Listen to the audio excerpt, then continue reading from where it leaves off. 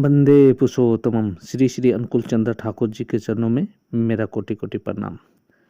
श्री श्री अनुकूल चंद्र ठाकुर जी ने आज के शीर्षक में हम सभी गुरु भाइयों को यह बताते हैं, चाहे मनुष्य जितना भी अन्याय क्यों ना करे, विपद काल में यदि या निरुपाय होकर परमपिता को पुकारे तो क्या उस समय परमपिता की विशेष दया नहीं हो पाता है उस व्यक्ति पर।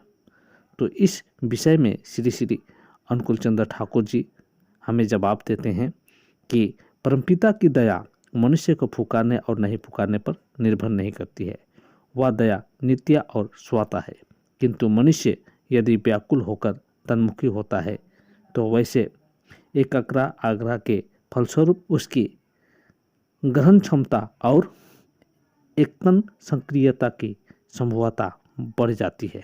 उस समय उसका आचरण निर्भुल होता है। यदि परिपाटन पाने जैसा स्कोप पहले से रहे तो ही उसके फलस्वरूप वह नियंत्रण पा सकता है।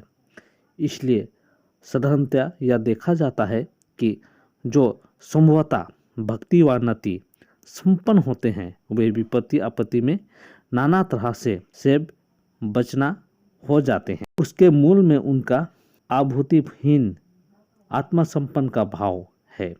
ईगो अहंकार या प्रवृत्ति का अभिभूति रहने पर मस्तिष्क मूढ़ हो जाता है। विपत्तियों में प्राण पाने का सूत्र कहाँ छुपा है उसे वह पकड़ भी नहीं पाता है। संभवतः वह इतना बोधहीन रहता है कि पहले वह विपत्ति को विपत्ति के रूप में नहीं समझ पाता है, इसलिए सावधान भी नहीं हो पाता है।